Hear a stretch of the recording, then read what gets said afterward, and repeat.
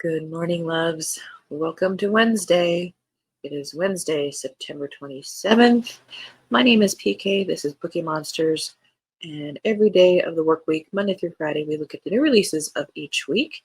And each day of the week, we look at a different genre. Today is Wednesday. We look at fantasy and science fiction. And if there's time, some more cozy mysteries. I thank you very much for being here. If you are here for the first time, welcome. If you are a returner, welcome back. If you're watching it live, good morning. If you're watching it later, I hope you're having a good day. So let's jump in. The time goes by very quickly. We are here for the next 25 minutes. And then the bell sounds. All right, let's start with The Pomegranate Gate by Ariel Kaplan, first in a series. Let me get rid of the banner.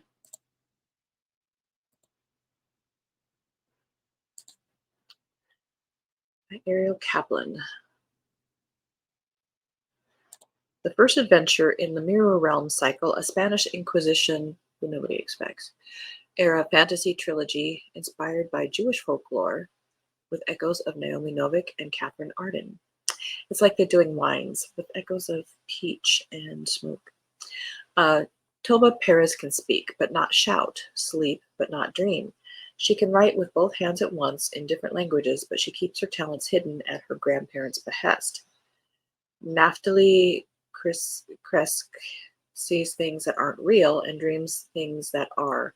Always the family disappointment, Naphtali would still risk his life to honor his father's last wishes. After the queen demands every Jew convert or face banishment, Toba and Naphtali are among thousands of Jews who flee their homes. Defying royal orders to abandon all possessions, Toba keeps an amulet she must never take off. Naphtali smuggles a century-old book he's forbidden to read, but the Inquisition is hunting these particular treasures, and they're not hunting alone. Toba stumbles through a pomegranate grove into the mirror realm of the Mazik, mythical, terrible immortals with an inquisition of their own, equally cruel and even more powerful. With the Mazik kingdoms in political turmoil, this inquisition readies its bid to control both realms. In each world, Toba and Naphtali must evade both inquisitions long enough to unravel the connection between their family heirlooms and the realm of the Mazik. Their fates are tied to the strange place, and it's up to them to save it. That sounds interesting. I like the Jewish connection. You don't see that a whole lot. The Witches of Bone Hill by Ava Morgan. It's a nice cover, too. Cordelia. This is Nordic. Cordelia Bone's meticulously crafted life and career in Dallas are crashing down around her thanks to a philandering husband with criminal debts. When her older, carefree sister Eustace, a cannabis grower in Boulder, calls to inform her that the great aunt they never met has died, and they must travel to a small town in Connecticut to deal with the estate, she sees an opportunity to unload the house and save herself. But once there, the sisters learn they are getting much more than they bargained for. The Victorian mansion they stand to inherit is bound in a dynasty trust controlled by their late aunt's aging attorney, who insists they retain and inhabit the house but keeps them in the dark about the peculiar rituals of their ancestors. Not to mention a sexy tattooed groundskeeper with a shrouded past who refuses to leave the carriage house and a crypt full of dead relatives living at the property line. As both women grapple, I bet they don't say that when they list it. As both women grapple with their current, but it is cozy, with their current predicament, they come face to face with the haunting family secret, the truth of what happened to their mother and the enemy that's been stalking them from the shadows for generations. In a twisting torrent of terror and blood, okay, this is horror, not fantasy, the sisters must uncover the power within them to heal their fractured relationship, reverse their mysteriously declining health, and claim the lineage they wanted to escape but now must embrace if they are to survive at Bone Hill. Sorry, it seems to be more horror. And we don't really do horror. What Became of Magic by Paige Critcher. Aline Weir, a witch who can talk to ghosts, has kept her talents hidden ever since a disastrous middle school slumber party, choosing to be invisible and use her powers in secret to help lost souls reunite with the keys to send them home. All the while, she finds solace in a bookstore and the three mysterious women who run it until Aline discovers the Book of Mischief and her powers are enhanced. Living a solitary life until the age of 30, Aline's life takes an unexpected turn when the wrong, or perhaps right person, witnesses her using her powers, and she is invited to a town that doesn't exist on any map. Arriving in Matchstick, Aline learns of a lost magic that desperately needs to be found, and only her unique powers can do it. But what she's not told is that magic is a person, one that is dangerous and seductive, and has been waiting for a witch with a power like hers for centuries. All right, and then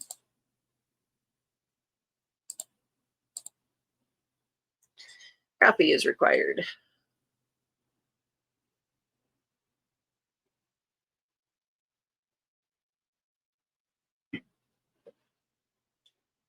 All right, let's go to newinbooks.com. Okay, let's start with fantasy. Let's see if which way it's gonna let me go. The Feared Witch Hunter by Sarah Nofke and Michael Anderle, Kindle Unlimited, 6th in series.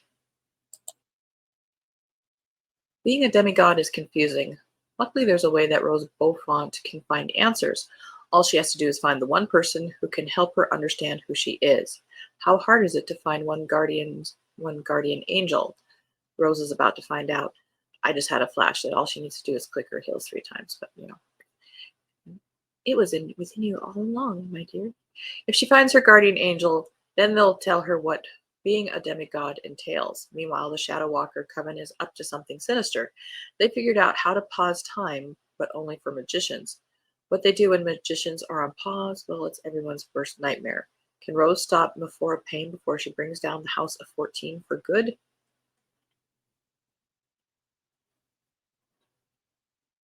Well, it looks like the cover art was by a guy, because that little suit seems to fit every curve, and she's got a lot of them. Just saying.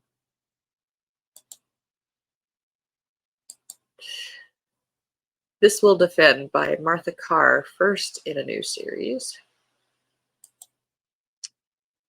And Michael Anderle. What's up with this Mike Anderle guy? Adina Moorfield and Bravo team are back for another mission. Illegal arms are moving through the Ural Mountains. But things with Hellion have changed a little since Adina's team saved the world from monsters running the show for good, and someone else's secrets are getting in the way this time. Will Emily Trigger let her past interfere with getting the job done? A dangerous blow hurts the Hellion team more than ever, and Emily is temporarily reassigned to the Prodigal Sons, her second chance. A newly emerging danger is being kept secret even from Bravo team. An old evil has found a way to crawl out of his prison deep under the ground. The living skeleton of Heka, the ancient god of magic, now walks the earth again, looking to regain his throne. Will a new warrior rise to the challenge? Can Emily set aside the secret she's been carrying long enough to help her new team, defeat this powerful enemy? Emily's twin brother is missing and presumed dead, but Emily doesn't believe that's the end of the story. Can she hold out long enough to discover the truth?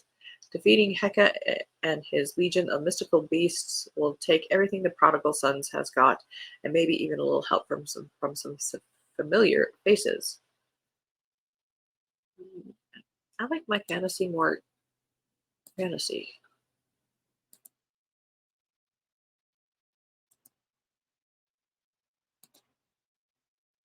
Not necessarily cozy, but more epic, more journey, more Lord of the Rings-ish. Dragon's Keep by Joshua Hans Davidson, first in a series. This looks to be middle gradish, maybe. Garen is on the run for his life. Kara is a princess with no allies. Each will need the other to survive what is to come. 15-year-old Garen has been running from his father's enemies his whole life. Hunted and isolated, he stays one step ahead of them by following the rules. But he grows restless as his loneliness mounts. Determined to turn the tables on his enemies, Garen decides to break the rules, capital R. Chaos ensues, and he finds himself in another world where he meets others who are gifted like him. In this new world, he finds all the things he's always wanted: friendship, companionship, community. But the enemy's strength is only growing, with a might Garen's allies cannot overpower. Pinned down and surrounded, Garen must make an impossible choice. Will he choose life at the expense of everyone he loves, or will he make the ultimate sacrifice? I bet he finds a way around that. That's just me.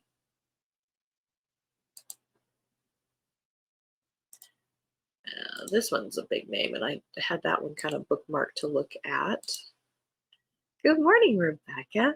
Yeah, there's elements that I'm liking, but not enough right now to make me, jettison everything I'm reading and go out and buy it. But there's elements there, something to keep an eye on.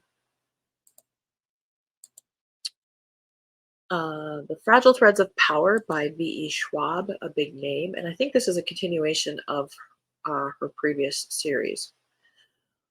One of them. Once there were 4 worlds, nestled like pages in a book, each pulsing with fantastical power and connected by a single city, London, until the magic grew too fast and forced the worlds to seal the doors between them in a desperate gamble to protect their own. The few magicians who could still open the doors grew more rare as time passed, and now only 3 Antari are known in recent memory: Kel Maresh of Red London, Delilah Bard of Grey London, and Holland Boschik of White London. But barely a glimpse of them have been seen in the last 7 years, and a new Antari named Kosika has appeared in White London, taking the throne in Holland's absence. The young queen is willing to feed her city with blood, including her own, but her growing religious fervor has the potential to drown it instead. And back in Red London, King Rai Maresh is threatened by a rising rebellion, one determined to correct the balance of power by raising the throne entirely. These 2 royals from very different empires now face very similar struggles: how to keep their crowns and their own heads. Amidst this tapestry of old friends and new enemies, a girl with an unusual magical ability comes into possession of a device that could change the fate of all 4 worlds. Her name is Tess, and she's the only one who can bring them together or unravel it all. It's an interesting cover. I like it. I like it. I do have the previous series that this is connected to on my TBR someday. The Hexologists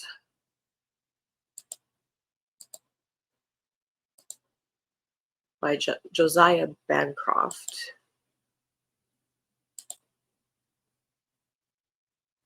The hexologist is and Warren Wilby are quite accustomed to helping desperate clients with the bugbears of city life. Aided by hexes and a bag of charmed relics, the Wilbys are recovered children abducted by chimney wraiths, removed infestations of barb-nosed incubi, and ventured into the gray plains of the unmade, capital U, to soothe a troubled ghost. Well acquainted with the weird, they never shy away from a challenging case. But when they are approached by the royal secretary and told the king pleads to be baked into a cake, going so far as to wedge himself inside a lit oven, the Wilbys soon find themselves embroiled in a mystery that could very well see the nation turned on its head. I would say that needs more of a psychiatrist type of visit. Their effort to expose a royal secret buried under 40 years of lies brings them nose to nose with a violent anti-royalist gang, avaricious ghouls, alchemists who draw their power from a hell-like dimension, and a bookish dragon who only occasionally eats people. Armed with a love toughened by adversity and a stick of chalk that can conjure light from the darkness, hope from the hopeless, Iz and Warren Wilby are ready for a case that will test every spell, skill, and odd magical artifact in their considerable bag of tricks. What is intriguing me about this is the language. You can tell sometimes in the descriptions sort of the level of intelligence behind it, and that sort of had a fun tripping against the tongue kind of verbiage that intrigues me. I'm not really into elements of scary things, but that I would maybe check out more. Okay, we're venturing into sci-fi. Vanishing Bodies by Moses Yurovich Mikheyev, sounds Slavic or Russian. Many people dream of starting over. For Adam Micah, it's an unending nightmare. On a February morning, a naked young man grabs the New York Times from a woman eating breakfast at a sidewalk cafe, scans the obituaries, uses her revolver to shoot himself, and vanishes. Sounds like a Tuesday. He is Aristotle Zer McIntyre, also known as Adam Micah. He discovers he's a vanisher, someone who disappears when he's killed, only to resurface elsewhere with nothing but hazy memories. An entity known only as the Wisher is hunting him, and he's involved in a game he doesn't understand. Sometimes they shoot him outright, sometimes he does it to evade them, but each time he loses a little more of himself. When he rematerializes in Atlanta, he meets Lillian for the first time, and for the first time is shown love. In her presence, he is home, and life finally makes sense. But Lillian has ties to a past neither of them knows about, one that could destroy everything. Taking on the boundaries of science, physics, and the catastrophic consequences of immortality, Adam takes a dangerous dive into interpreting mortality, conspiracy, desperation, and his own natural need for answers. For fans of Isaac Asimov, Blake Crouch, Robert Heinlein, and Michael Crichton. Sounds like some depth there.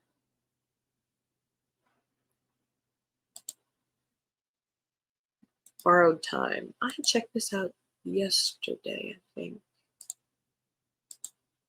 I did, by John Nolte. Joshua Mason is an everyday man cursed with immortality. We have a theme. Joshua Mason has been alive for thousands of years. He doesn't know how or why it happened, only that he can die like any man, but will always return. When you live forever, everything you love will die, so he decided long ago to not become attached. Sounds like Highlander. That all changed when he met Doreen. With her, he found something more than the woman he loves. After thousands of years of wandering, he found his place in the world. Now she's dying of old age. Distraught, Joshua promises to look after Charlie, Doreen's grandson, who is 36, but forever a child due to a terrible brain injury. Keeping Charlie safe means making money to keep Charlie's world, a crumbling motel in the middle of a barren desert, afloat. Mason makes this money by selling his life on the dark web to wealthy people who enjoy the ritual of murdering him. Ew. And now, when Mason only wants to mourn the loss of his wife, he discovers he sold his life to some very dangerous people, and that Charlie is not as innocent as he seems. Yeah, it took a weird turn.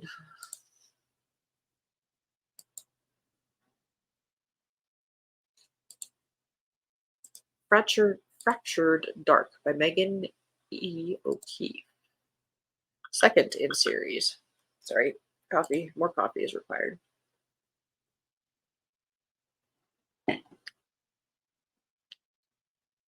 Dying planets, dangerous conspiracies, and secret romance abound in the second book of the Devoured Worlds trilogy, a rising space opera star, Megan E. O'Keefe. Nera and Tarquin have escaped vicious counter-revolutionaries, misprinted monsters, and the pull of a dying planet. Now bound together to find the truth behind the blight that has been killing habitable planets, they need to hunt out the Mercator family's secrets. But when the head of Mercator disappears, taking the universe's remaining supply of starship fuel with him, chaos breaks loose between the ruling families. Nera's revolution must be put aside for the sake of humanity's immediate survival. Interesting.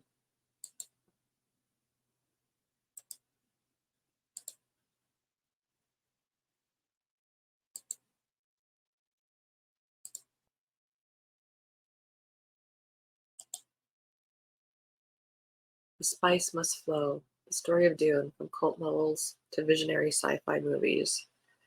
Nonfiction, but I love Dune. Dune was my gateway to sci-fi. I, to this day,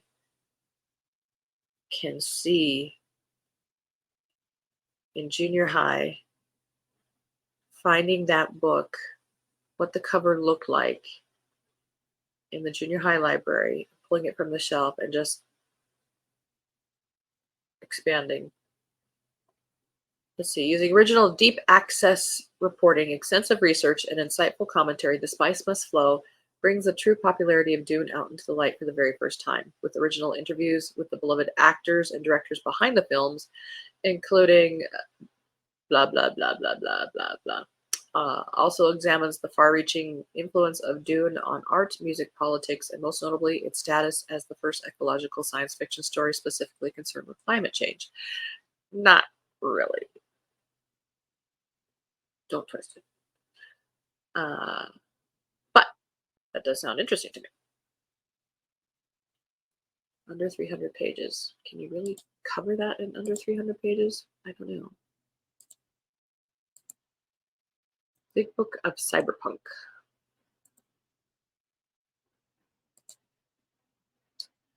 Jared Shurin is the author. It's an anthology, obviously, but it looks kind of interesting. Almost 40 years ago, William Gibson wrote the line that began Neuromancer, and a movement that would change the face of science fiction. Award-winning anthologist Jared Shurin brings together over 100 stories from more than 25 countries that both establish and subvert the classic cyberpunk tropes and aesthetic. From gritty near-future noir to pulse-pounding action, urban rebels undermine monolithic corporate overlords. Daring heists are conducted through back alleys and the darkest parts of the online world. There's dangerous new technology, cybernetic enhancements, scheming AI, corporate mercenaries, improbable weapons, and roguish hackers. These tales examine the near now, extrapolating the most provocative trends into fascinating and plausible future. That actually sounds very interesting to me.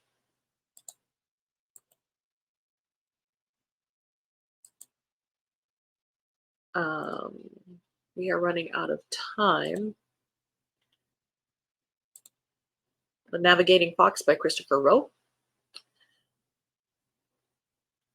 Quintus Schwal, the world's only navigating fox, is in disgrace after guiding an expedition to its doom, leaving no survivors. 1 year later, Quintus is offered the chance to redeem himself. He will need to lead a motley, fractious team, both human and animal, all the way to the gates of hell.